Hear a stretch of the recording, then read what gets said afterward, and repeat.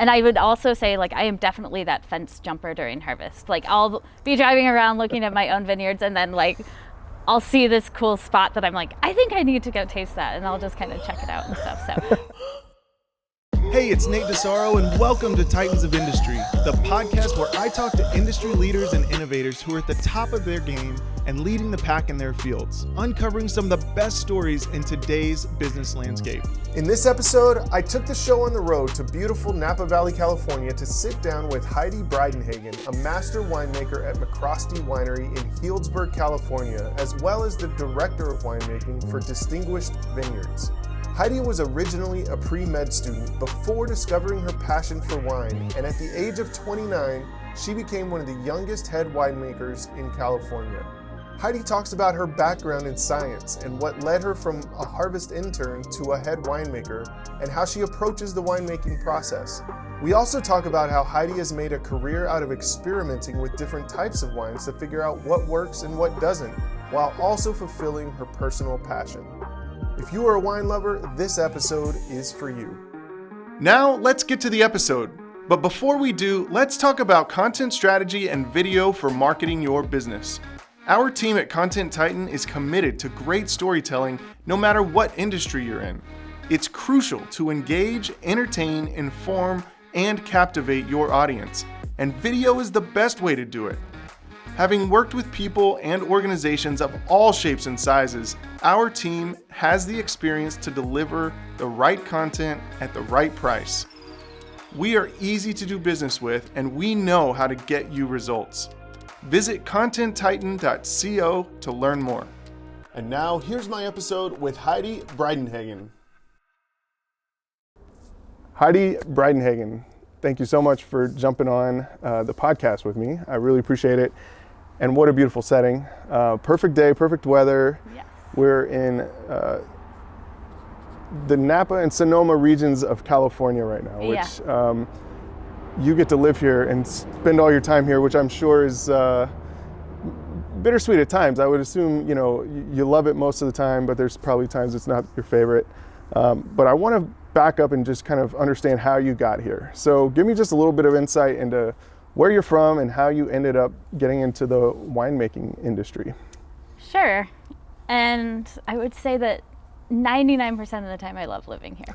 So barring some natural disasters that seem to keep cropping up. But and it's honestly one of the reasons that brought me here.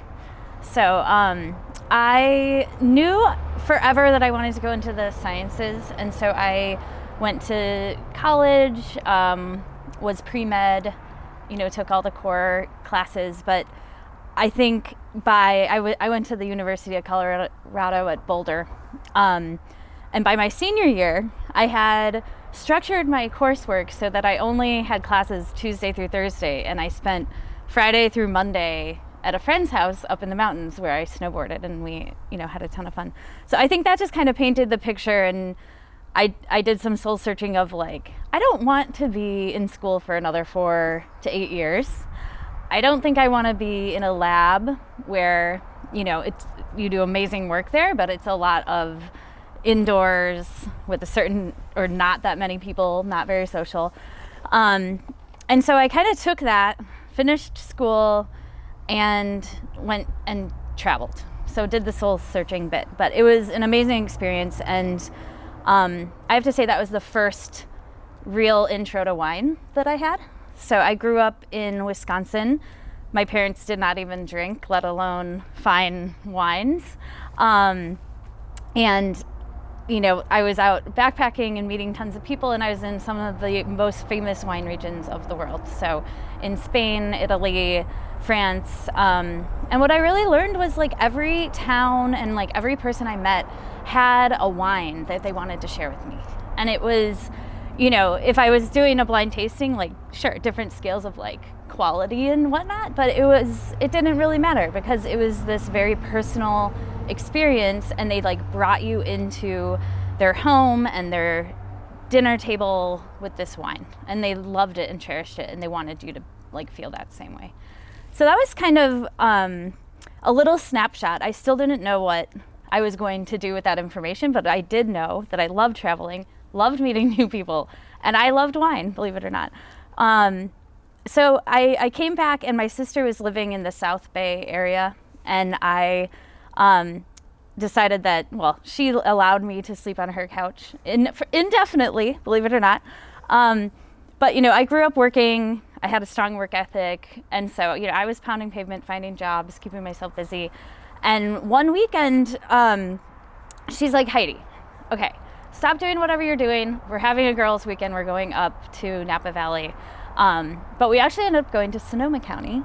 And we went to all these, a couple different wineries. And we just had one of those beautiful days. Like, not a care in the world, sister day. Every place we went to, we met some fun people. Every wine that we were tasting was the best wine. And I ended up meeting a lab manager at one of the tasting rooms. And she talked me into coming back and interviewing for a harvest position, which was just a few months off. And I was like, why not?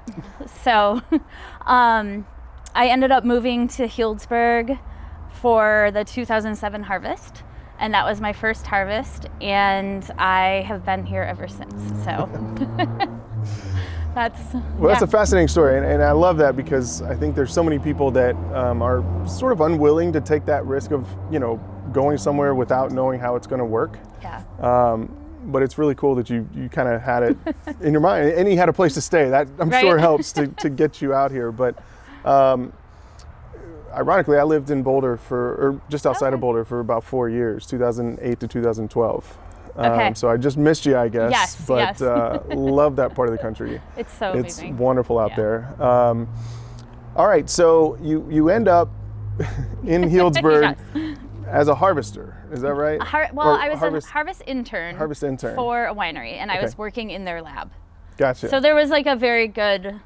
So you got to experience a little bit of everything, I'm assuming. You kind of got to see how the process works. Yeah, absolutely. And you've kind of got a background and an interest of how all of these things maybe come together. Yep. But did you know anything about the process at that point? I really didn't.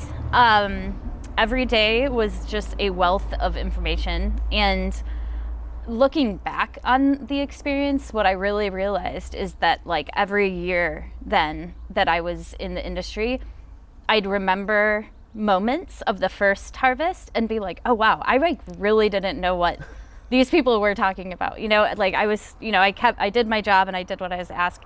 But what I'd also say is I made time and took the time to learn from lots of different people, even in that first few months actually.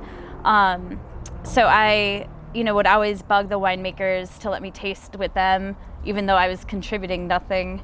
And I would, hang out in the cellar and make sure I understood kind of like what they were doing and going on. So it was definitely a big crash course. I learned a lot and have spent then the past 15 years just like honing my skill and all that. So, yeah. Well, and I talk to a lot of people, everybody's like, well, you got to go to college, you got to get a degree to get this thing, do this, whatever.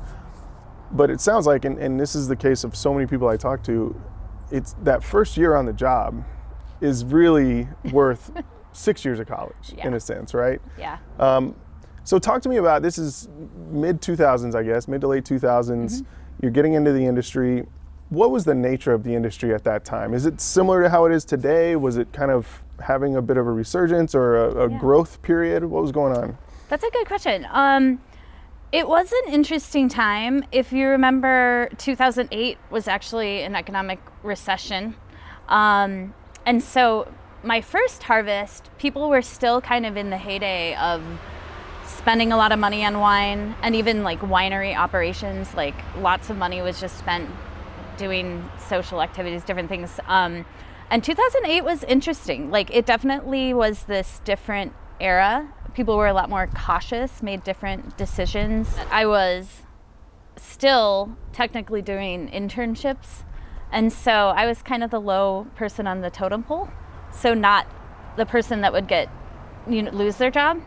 And I was doing jobs that like had to get done. So I was doing a lot of the lab work. So bottling, QC, things like that. I actually moved to a bigger winery at that time, so they had a little bit more security, things like that. And, you know, in retrospect, I think it was really good for my career, and it also allowed me to focus on like the foundational parts that aren't as much fun during a period of time when like the industry maybe wasn't that much fun, because everyone was very scared and it was like a bit timid about things. Yeah, well, I can imagine. And that was the time I was living in Colorado, and I worked a lot in the snow sports industry, where it's a luxury industry, right? Yeah. And when a recession hits, that's the first thing to go. Totally. And I can only imagine that the wine industry is somewhat similar in that regard, that Yeah. if we got to cut back spending, unfortunately, the luxuries of life are the things that get cut back.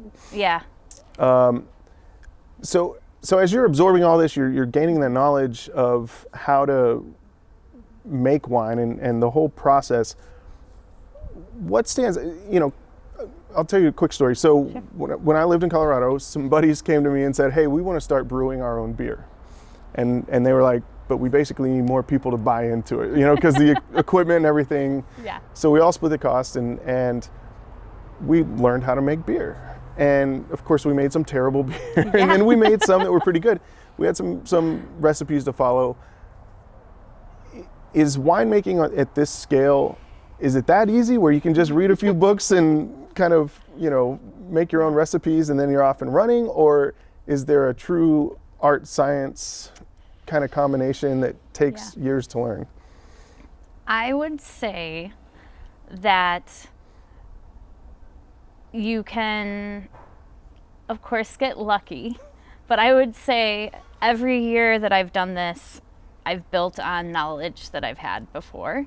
And it can, in a industry where everything is based on decision after decision after decision, and those decisions like mount onto each other, having that wealth of information behind you really helps. And it helps, you know, I think where it really helps you rise above is, you know, in the difficult years. So when you don't have perfect weather and you have natural disasters and things are just not going picture perfect, that's also where you come out on top, is when you can use all of your experiences and, you know, create something. So I think it's a little, and I definitely think just the fact that wine can take like up to 2 years before you release something versus a beer that can be ready to drink in 4 to 6 weeks, it's like you put so many eggs in your basket. Just like, yeah. So well, it's very true. It's different. So let's talk about the process a little bit, because, you know, I know just enough to be dangerous on how, you know, wine goes from a grape to a bottle on the shelf, but there's a lot of things in between I have no idea about. So give me the rundown of what happens before you even start growing the grapes. You know, what do you have to do to the soil? How do we get those grapes on the vine? And then when do you know is the right time to harvest them? And then give me kind of the agricultural breakdown, and then we'll get to the actual winemaking process. Sure.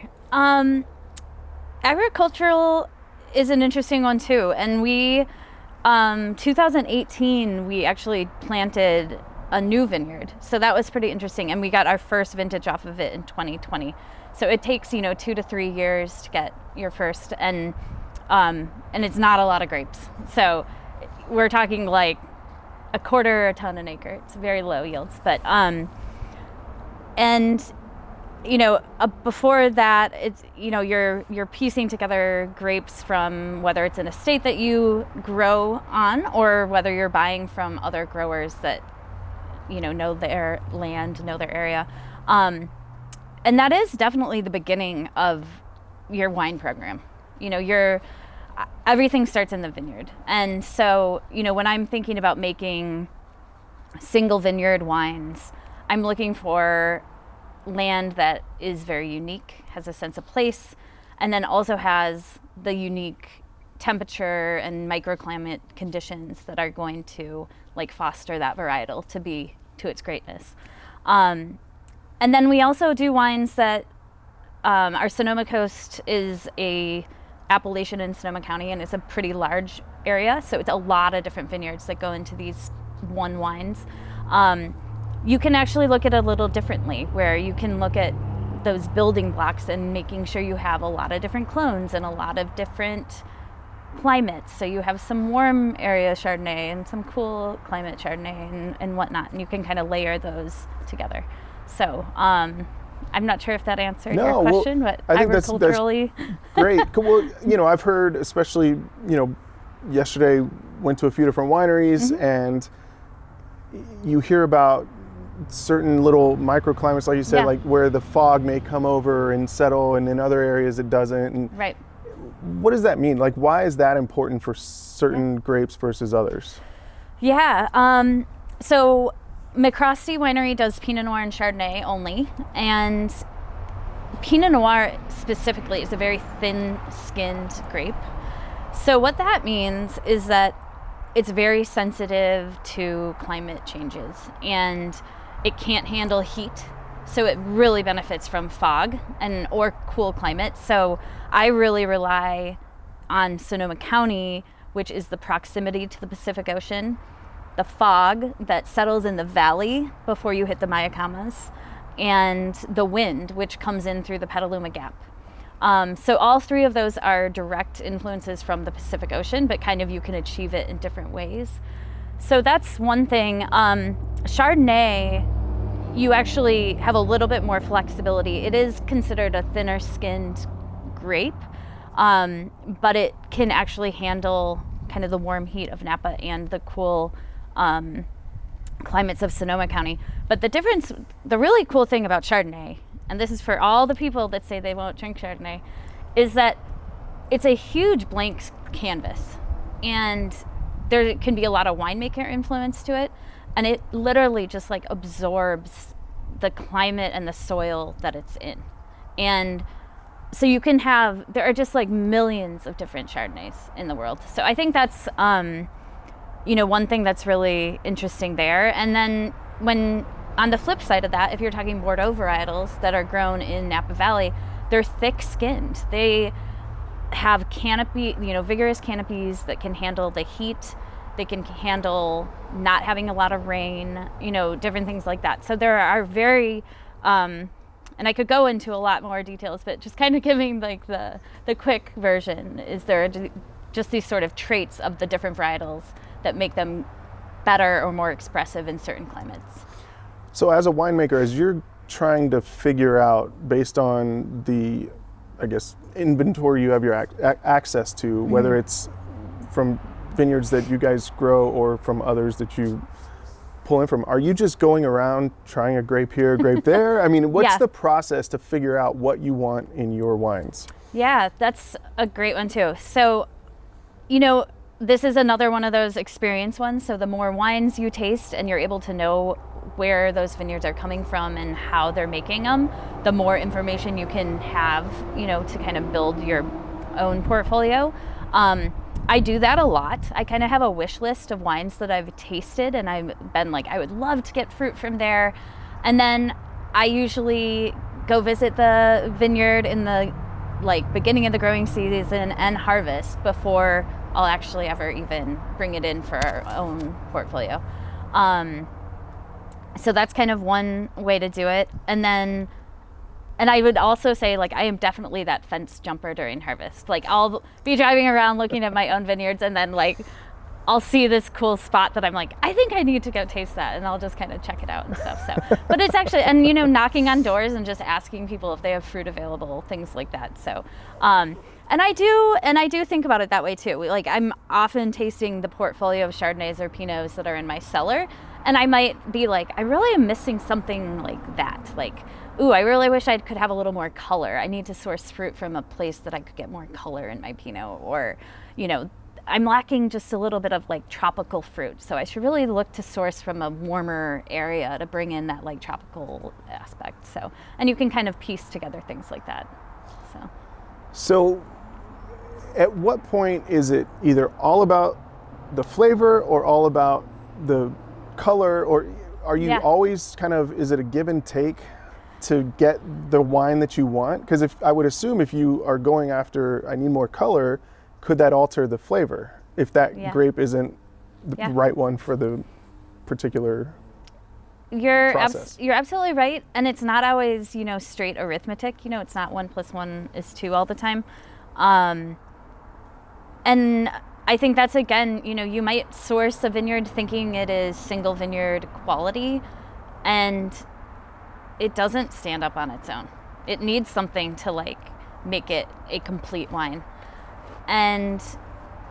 But that's, it's kind of another area that you have to finesse a little bit, because not every wine can be a single vineyard, the best of the best. But that shouldn't be discounted, because you also need to create these blends. And the blends are better having layers of complexity and lots of different sources that go into them. So you need it all.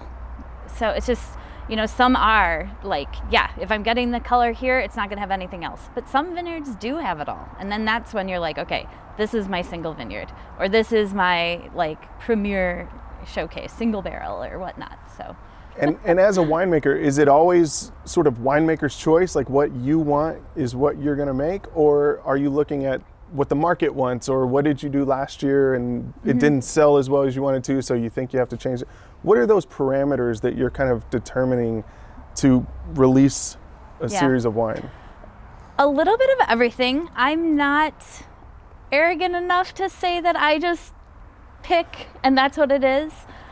I really like creating wines with distinction. So if I'm doing a portfolio, I actually make around 12 to 15 different Pinots and 8 to 10 different Chardonnays. And I want them all to taste different, and I usually kind of create my blends and what they're proposed to be. And then I have a lot of different people across our tasting room, winemaking, obviously taste those to just sort of get consensus or whatnot. And, I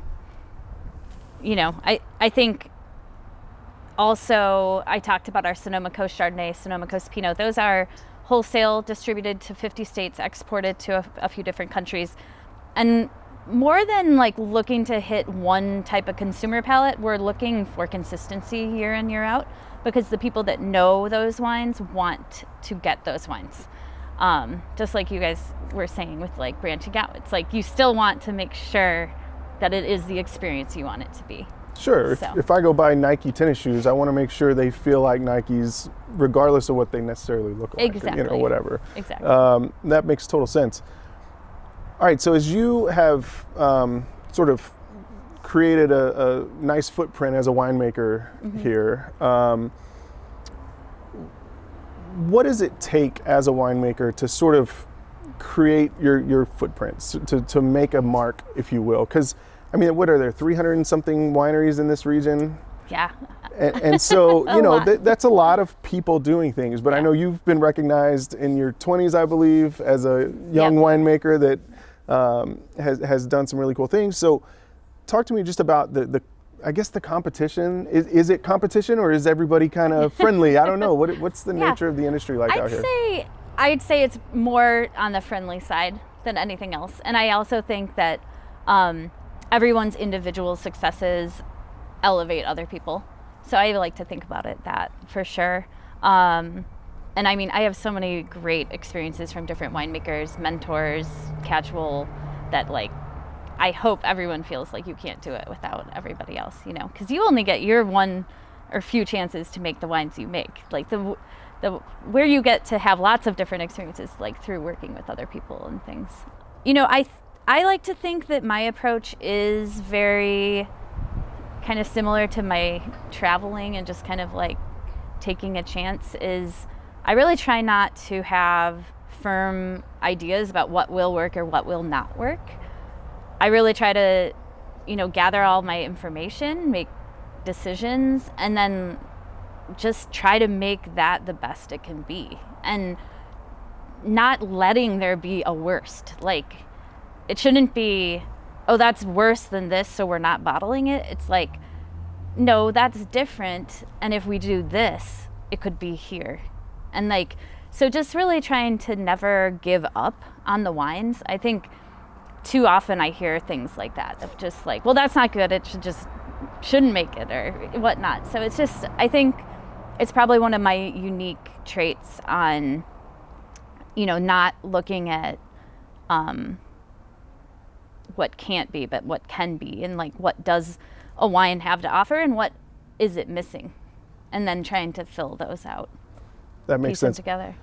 I've always wondered if you go down the road and you're making wine. Obviously, it's a lot of time, a lot of investment. Yeah. And you can't really. I don't know. Is there like if you put the wine in the barrel and start aging it, and then it's not what you wanted it to be? Is it a lost cause? Is there a way to fix that? Is it because it's an interesting product in that regard. If a lot of organizations and whatever they're making, whatever product is, there's ways to salvage certain amounts of it. But has that ever happened to you? And if so, Yes. is there a way to fix it and still put it in a bottle and get it out of the warehouse? Oh, yeah, do not be fooled. I've had plenty of my disasters. But, it is one thing that, and we're not a big producer. We're definitely considered like small to medium. Give me a sense of scale. What does that mean? How much do you produce a year? So we do produce we're up to like 30,000 cases. So we're not micro boutique at all. But our Sonoma Coast Pinot and Sonoma Coast Chardonnay make up like 80% of our volume. So most of that wine is these like larger 2 SKUs. And then we do a bunch of wines that are under 500 cases. So, but where I'm getting at is that, I never just have one barrel of wine, which is where you can really get yourself in trouble, because not every barrel is perfect showstopper, showcase on its own. But what I will say is when I'm kind of creating my portfolio, which starts at the vineyards, I do a lot to like mitigate your risk. And so say I know that in 5 years we're gonna grow one SKU like 10%. Well, then I'll slowly start building my sourcing based on a foundation I already have. So it's like, okay, we'll try this vineyard, 3 more vineyards this year, and then I can kick them out or bring them back in, and so on. So it's like, just kind of mitigating your risk. And that's across everything from taking a chance on a style or picking sugar or, it can really, barrels you use, things like that. So just trying to build kind of a complex portfolio and all of the different things that go into a wine so that you can kind of, level it out, I guess is what I'd say. No, that makes total sense. Just as a follow-up to the scale, I'm curious. Yeah. So if your winery is about 30,000 cases, what would sort of a everyday name brand that we see on the shelf of every grocery store, every restaurant, what kind of scale are we looking at there? Is that 100,000, a million cases? I don't know. I'm curious.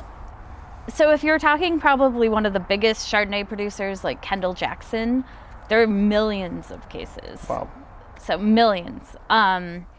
If you go to like Sonoma-Cutrer, I think they're like 300,000 cases or so. So we're sure. No, that helps. Lower than that, if that helps. Put it in scale, sure. Yeah. And is it? I don't know. I mean, I would think it's easier to control quality at your scale than it is if you're sending out millions of cases of what's considered the same wine. If I were to get that wine in New York and then go get it in Southern California, am I guaranteed the same thing?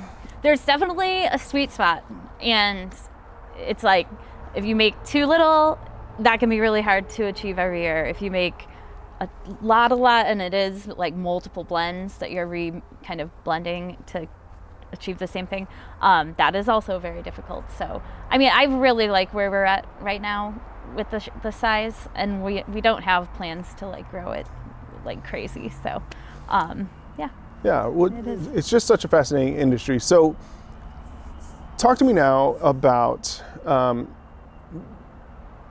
you focus on Chardonnays and Pinot Noirs. If I know nothing about wine and I look at the bottles, I see a bottle of white and a bottle of red. Yep. So let's start with Chardonnay. What makes a Chardonnay and what differentiates it from other white wines? Well, we can start with just the varietal is Chardonnay. So that obviously, and what does that mean? So I touched on it before, it's kind of a thin to medium skinned grape. It has a pretty nice acid, especially if grown in cool climate. It offers a very diverse range of aromatics that can go from like tropical to citrus to floral. So it's a little bit more tricky, I would even say, on a consumer, whereas, I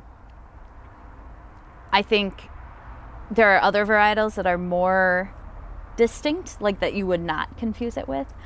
Chardonnay is very known for going through a secondary fermentation called the malolactic fermentation, which does soften out the acid and give it body and weight, which is unique to that white wine.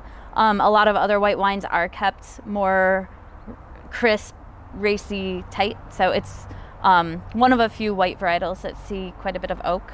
And of course, wine is always best when paired with food. So what am I going to eat my Chardonnay, or what am I going to drink it with? Yeah. At a restaurant, or if I'm going to make food at home? Again, I'm going to keep selling on Chardonnay. You can drink it while you're eating almost anything. I mean, if you get the right Chardonnay, it will pair just as good with a steak as a red wine. The way I make honestly, this across all my wines is they are very food friendly, really great acid, very fruit forward. And I think that helps pair really well with food. But I will tell you my one dish, and you guys got to enjoy a fresh crab dish today, but that's like where I fell in love with MacRostie. It was like this angel hair pasta. Someone had made a MacRostie Chardonnay like wine sauce, fresh crab, like literally had just caught it and prepared it. So just, I think that really, the richness that the crab can have paired with like the white wine sauce and pasta is just like a very fresh, amazing, you can't go wrong. And I think, yeah.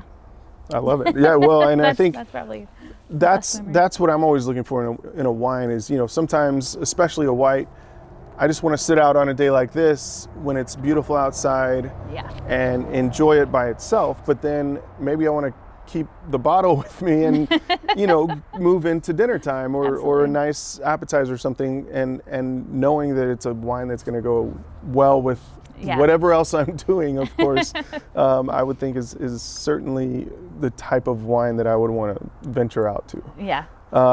So if I'm somebody, maybe, I enjoy a Pinot Grigio here and there. So give me or talk through the differences between something like a Chardonnay and a Pinot Grigio, or something that, again, if the person that knows nothing about wine sees two bottles and they're both white, what's the difference? Yeah, you picked an interesting varietal to compare it to because... Or use your own, anything's fine. But no, it's that it has a lot of distinguishing differences. So Pinot Gris is really interesting because, so normally white wine is made from a white skinned and white pulped fruit, right? And a red wine is made from red skin, white pulp fruit. Well, Pinot Gris actually has like a gray pulp in it, and it kind of gets this, so you actually have to be really careful with the color that you get in a Pinot Grigio, otherwise it will not be a white wine. It will be like a gray kind of rosé wine. So no matter what, Chardonnay will always have more of like a yellow hue to it, and Pinot Grigio has almost no color to it, and the color a person buying it sees is really the color of the glass. So, and Pinot Grigio can either get bottled in like a blue-green tinted clear glass or a like yellow-gray tinted white glass or clear glass. So that's one thing that you'll notice right away with the differences. And then I would say like the acid profile. Pinot Grigio tends to be a little bit rounder, bigger bodied, that kind of thing. And I would even say the palate is a little bit more one-dimensional than a Chardonnay. But in a nice way. Like it has so much going on with the color and kind of the body and the weight that it doesn't really need a lot of the other like aromas and fruit standouts. That's fair. Yeah. So if you were to pair Pinot Gris with food, would you give that a more streamlined track, or would you still say it's pretty universal in what you would use?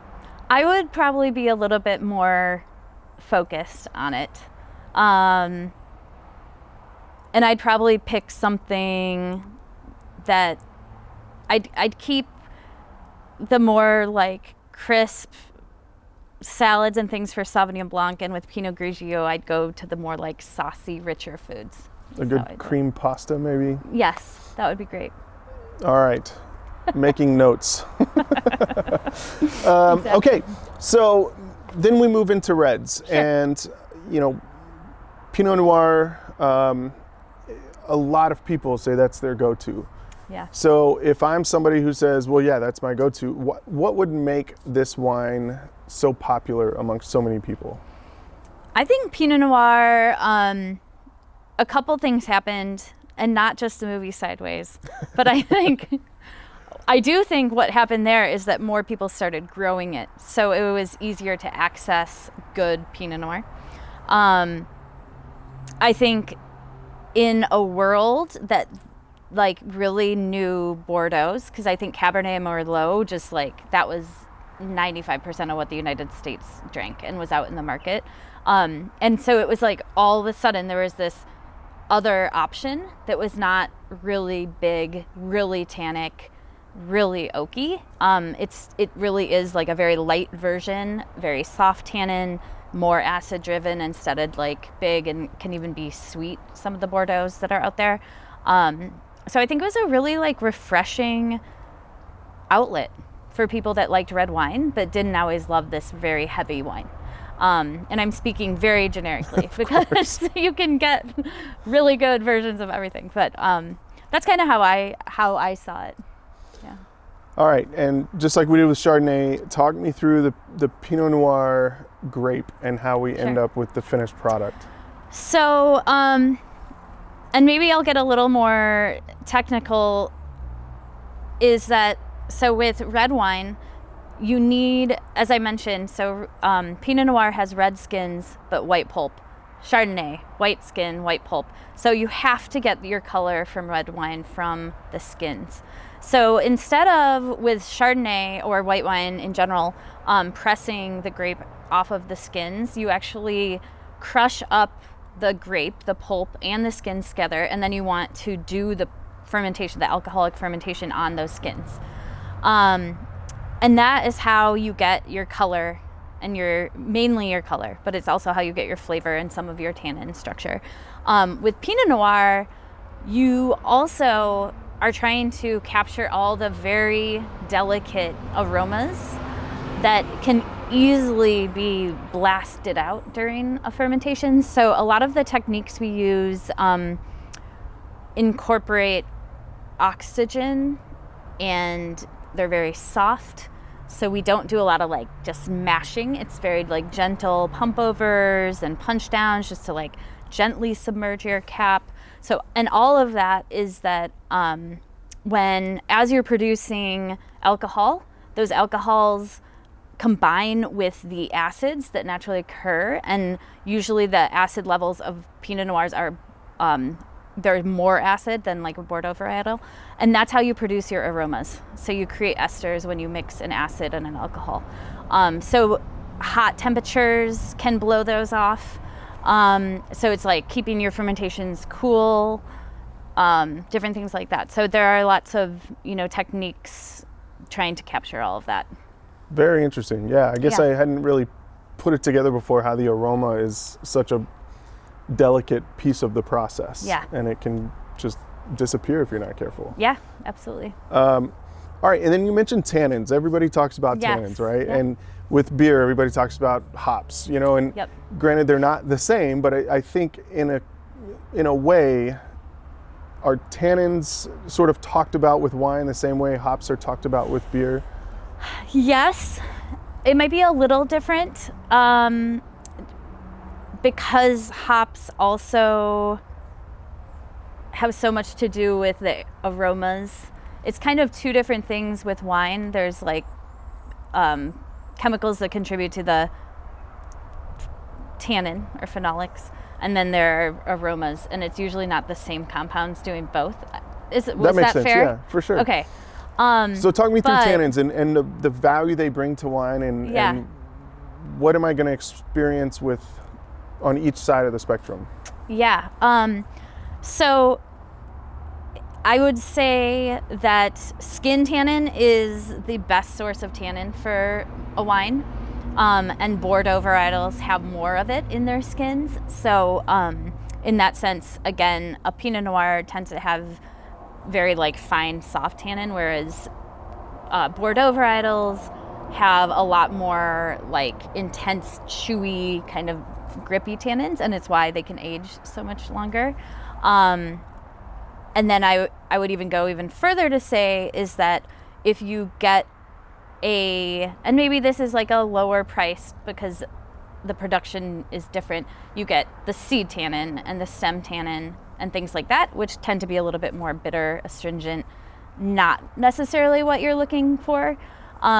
So, I don't know if the conversation is exactly the same as beer, but it is a huge component of red wine specifically, and really important to how long it will age and the general experience of the wine and when you should open it, like how long you should age it before opening it, if that. Yeah, that makes sense. And I want to talk about the aging process,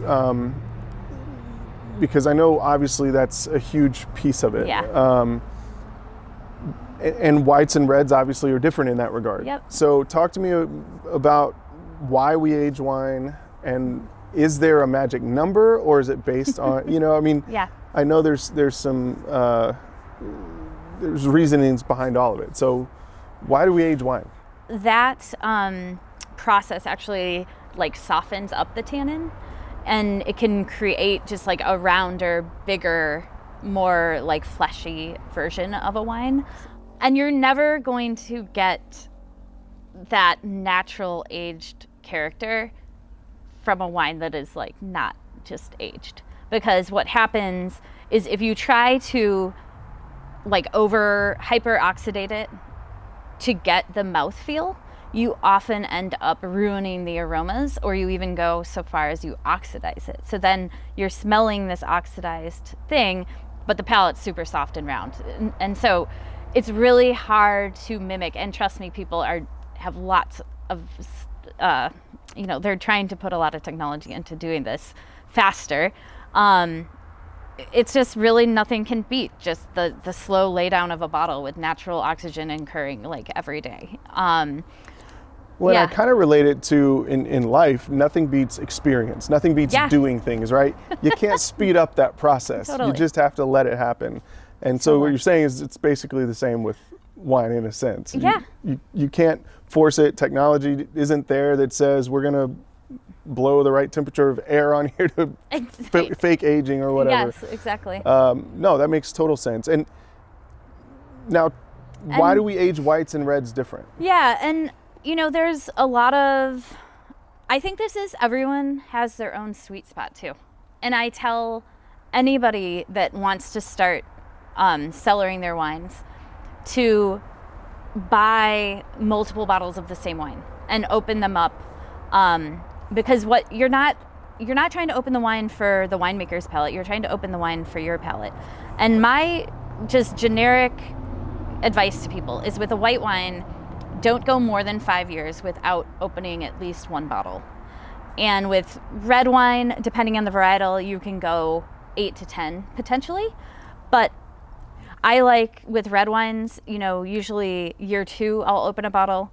That will kind of tell me when to open the next one, whether I just wait 1 year, another 2 years, and then so on and so forth. And again, when I'm looking at Bordeaux's and those big varietals, and I know I've spent a couple $100 on a minimum, is I want one of the bottles to last 10, 20 years because that's what's so cool about it. Yeah. But you're supposed to be enjoying these wines at their different stages in their life. Like that's what's really neat about wine. It's this living, breathing thing. And I don't think there's one answer, you know? You could like really young wines. I mean, most people drink wines within an hour of buying them from the grocery store, you know? So it's just like, you just have to have realistic expectations of what you're trying to get. But, you know, I will say, just talking about the science and the trajectory, you know, I do have the luxury of having, you know, a QC palette of wine and I'm tasting all of my wines every year just to see how they age, and I get to taste the wine in the vineyard before it ferments, during ferment, after ferment, before we blend it. You know, I get all of these snapshots, and the wine is different every time. And sometimes it's in a very funky teenage phase, and sometimes it's like way more sophisticated than it should be, and like, you know, it's like it can change. So I think it's all about hitting that kind of trajectory and what you think, you know, the person's looking for at that time. If for the people that have gone out and done wine tastings and all that, they kind of know what to think about or how to experience the uniquenesses of wine. But for those people who just like to go grab a glass at dinner or buy a bottle, or somebody brought a bottle to their house, whatever, and they don't necessarily know the terminology or what to look for, from a simple level, how do we describe the flavor components, the feel of wine in our mouth? Because the great thing about it is there's no right or wrong answer. Yeah. It's just like there's no best food out there, there's no best wine out there. It's what Absolutely. Each person's preference is. But what should we look for? What should we how can we break down what our mouth is telling us once we've experienced a sip of wine? Yeah, that's a good question too. I do think that before you try to start analyzing it, you should just kind of think about how it makes you feel and whether you like it or not, in a very, very not complicated way. Just like, are you enjoying it? And then you can ask why. And it's like, okay, if you're enjoying it, you know, what about it are you enjoying? Are you enjoying the smell or the color or how it finishes in your palate? And if you're not enjoying it, like, ask yourself the same questions. Like, and I honestly, that is one thing with tasting wine. You literally are learning another vocabulary, like another language. And people think that they can just have one bottle of wine and like know the entire language. And I think that's what, and how I talk about wine with one winemaker and another winemaker might be different, because we do all have our own kind of interpretation. But really, when you get to the level of making the wine, you need to be on the same level as your team, because you need what you're saying to equal what's going to happen in the cellar. And so I think that's another thing that, you know, everyone wants the quick fix, the quick answer on how to do this stuff. And it's really, you know, I honestly think it's has the most impact when you relate it to an experience that you can really viscerally like remember. Like, it smells like the orange tree from my grandmother's orchard. You know, like, that is a very tangible, very real sensation, and it's not going to be confused with another one. But you don't get to tell me what that tastes like, because I don't know what like grandmother's orange tastes like. That makes complete sense. But, you know, I go back to the, you know, just, I think making yourself think about why or why not you're enjoying a wine, you'll get a lot of value out of that. I like that you've said that, because so many people are like, well, it's so dry in my mouth, or it's, you know, got a lot of tannins or whatever. But the short answer is, do I like it or do I not? And it's okay to not love every wine you taste, just like it's okay to not love every food you taste. Totally. I kind of think of it, I grew up playing sports, and so I always have sports analogies, it seems like. But if the industry as a whole is just like saying sports, right? Wine equals sports. Well, some people prefer basketball, some prefer football, tennis, whatever. So I may prefer, you know, Cab to, you know, Pinot or Chardonnay or whatever. But when you get into that sport itself, if we're talking about basketball, Well, everybody has different experiences of how to interact with basketball. Some people have played it, so they can talk about it with more detail. Other people like to just watch it, and they kind of have their experience of what it's like to watch. You know, nobody can tell you what it smells like in the locker room after a game unless you played the sport, right? Totally. So I don't know, maybe that's a weird example, but that's kind of how my mind wraps around the differences of, you know, how to interact with different wines. I like it. You could go pretty far with that, actually. Well, I think you could, right? I mean, I think there's a lot of, but that's kind of what you were just, when you were saying that, that's what was popping in my head, is just because there's so much detail within the world of sports. Yeah. But as you start to refine it to more specific sports and then experiences with those sports, you can start to recall things differently. Exactly. But I really like that analogy of the experience and how do I relate personally to this wine? Yeah. Because I don't think I've ever really thought about it in that way, other than, you know, I remember a label because of a location or whatever, but I don't think I've taken the concept of the flavor profile or the way it feels in my mouth to, you know, some sort of other location or experience. You should try it. But I think I'm going to try that now. Okay, so if we look at the industry as a whole, obviously Napa, Sonoma, this region of California, I mean, it's the best of the best, right? And of course, you mentioned the movie Sideways. The other Hollywood movie that stands out is Bottle Shock. Yep. And so anybody that doesn't know the story of back in the 70s, you had Chateau Montelena and Stag's Leap Wine Cellar that sort of won this international competition. Is that what kind of put this area on the map on a global scale? Prior to that, was there any Napa Valley that people outside of California were really excited about? Yeah, that's a good question, and I'm definitely probably not your most historically accurate interpretation, but that absolutely put Napa Valley and Sonoma County on the map. Little known fact is that grapes from Sonoma County actually went into Chateau Montelena that won the Paris tasting. So I definitely think that was a landmark event. I would say there are a lot of well-known Napa Valley wineries that were around before then and have even made it through Prohibition and all of that. But yeah, for sure, like national acclaim and and then add that to just technology and the economy of crossing state lines more and more, and just like being the access, I think, too. So. And from your perspective, I mean, obviously, I can only imagine that the best wines in the world come from Sonoma, right? But based on your knowledge of the industry and having a much wider and deeper experience level than I would, I was in Tuscany last year, and phenomenal wines. Mm-hmm. But I'm only assuming it's all relative to, again, your experience there, everything about it. But is there a clear front runner on where the best wines in the world come from, or how they're grown, or is it all subjective?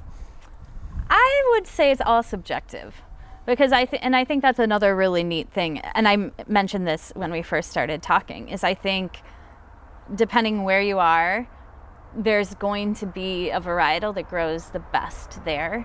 And, I even, having now experienced Pinot Noir and Chardonnay from California a lot, but have a good knowledge of Oregon and, France and other areas, it's like they're different.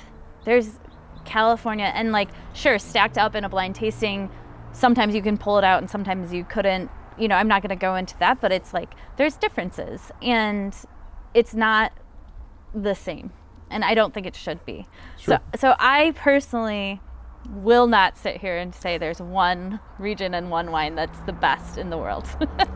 I think we all have a place. That's fair. A place at the table. Okay, so as you've been in the industry now, 15 years? Yep. where do you go from here as far as, I mean, I'm assuming you've made so many wines and you're continuing to refine your process and how you do it, but what's the, I guess, natural progression for anyone in the industry, or, for you personally, what are you trying next? Well, yeah, that's a good question. I will say that I really got into the industry because it was very intriguing to me, and I knew there would be a ton to learn, and it was a huge crash course and very fascinating. And I landed at MacRostie Winery, which ended up being at a point in its trajectory that we launched an entire series of single vineyard wines that it had really never done when I joined them. So that was 2013. So it was this huge growth, period for me, learning experience. And just when I thought maybe I got comfortable there, we started developing a new vineyard, and that was another huge thing. And I work for a company, Distinguished Vineyards, that owns MacRostie and a number of other brands, and I helped launch another brand called Doe Wines, which is a collaboration with the James Beard Foundation.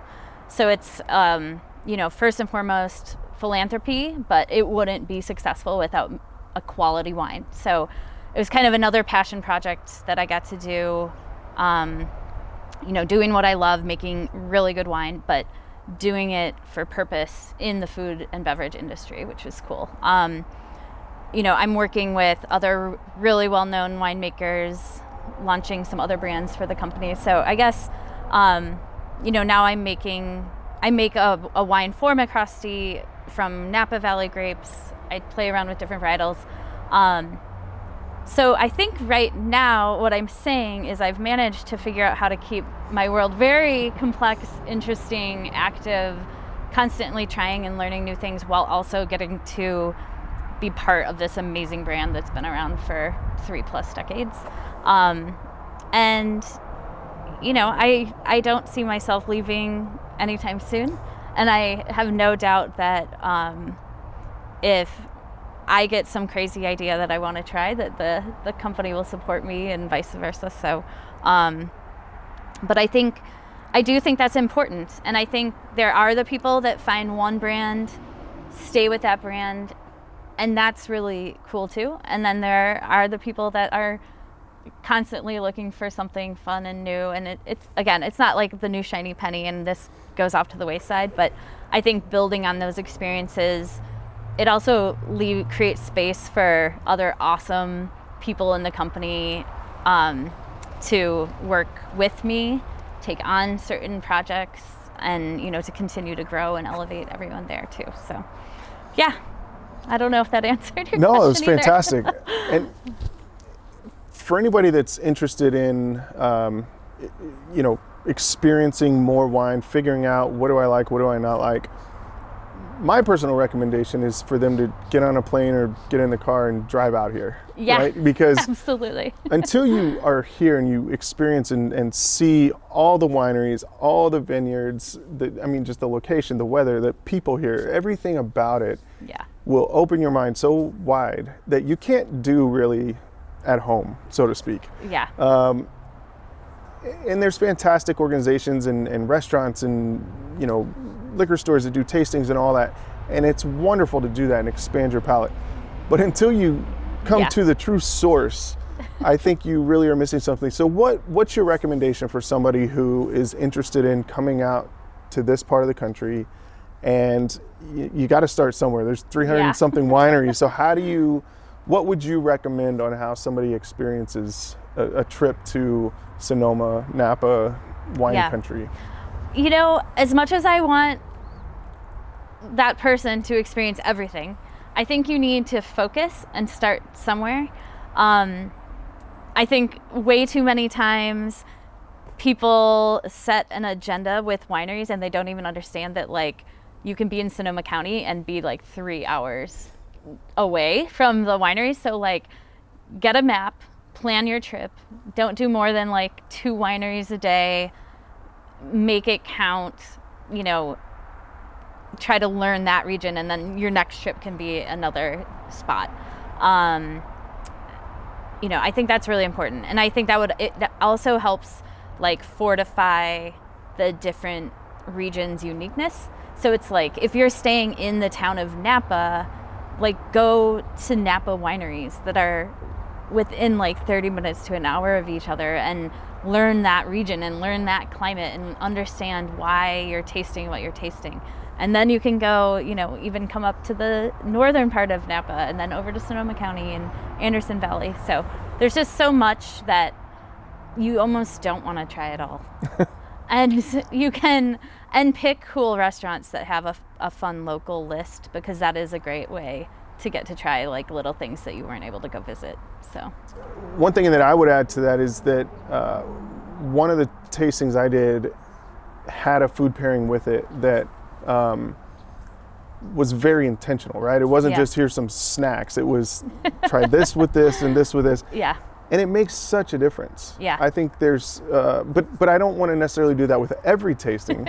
Yeah. But I would definitely think that that's a great way to really understand too. Because if there's certain foods you don't like, but it goes really well with a certain wine, well, chances are I'm never going to want that anyway. Yeah. So I think that was definitely something that stands out to me as a great way to do it. But I also think I always try to kind of know the person before I recommend, and I love giving like one recommendation with a view, and it should be all about the like experience, the view, getting to like have that perfect experience.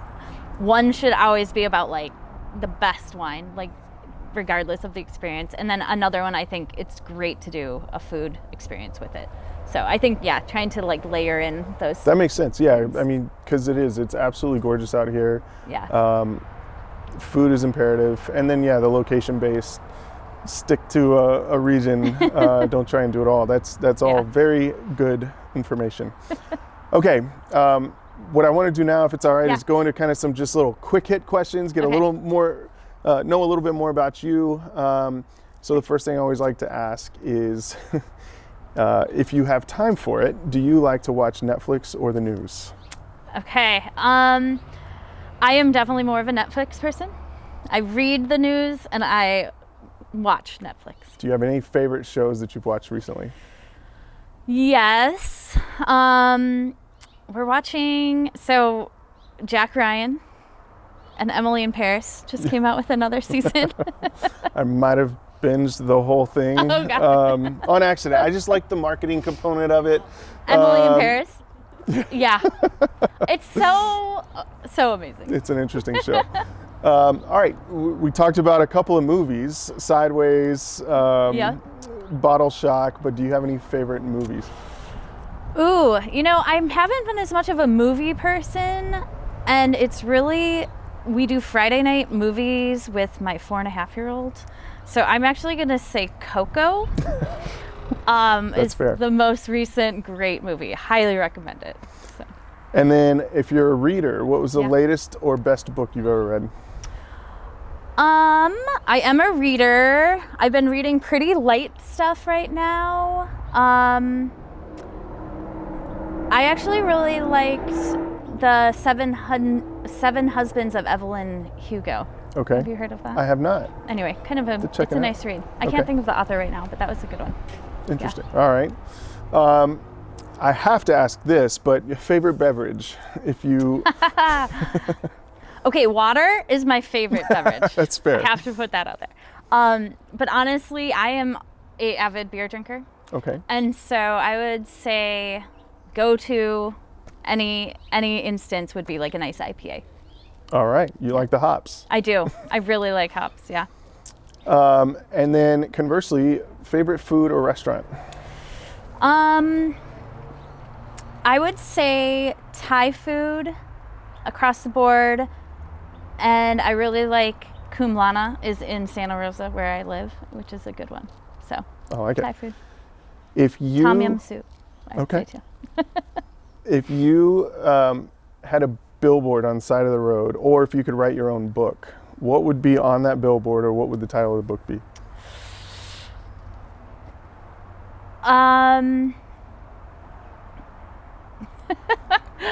Let's see.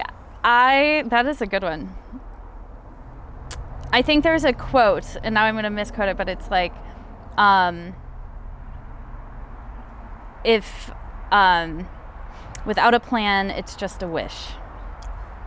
I like it. That's really good. And maybe this is the same answer, but what's the greatest advice you've either been given or received?